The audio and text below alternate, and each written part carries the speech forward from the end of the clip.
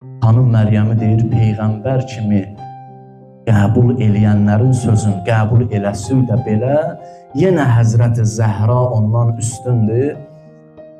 Nəyə görə? İzzil bidiyyətü min ruhil vücud və seyyidi kulli mevcud la əraha təqabulə bi şeyin.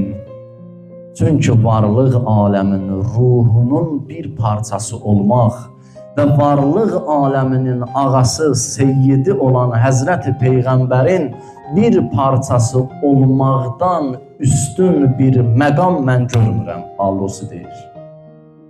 Ondan üstün bir məqam görmürəm. Hətta Peyğəmbər olsa belə.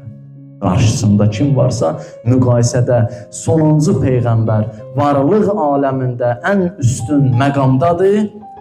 Onun bir hissəsi də ondan sonra ən üstün məqamda olacaq. Həzrəti Zəhranın şəni budur, məqamı budur.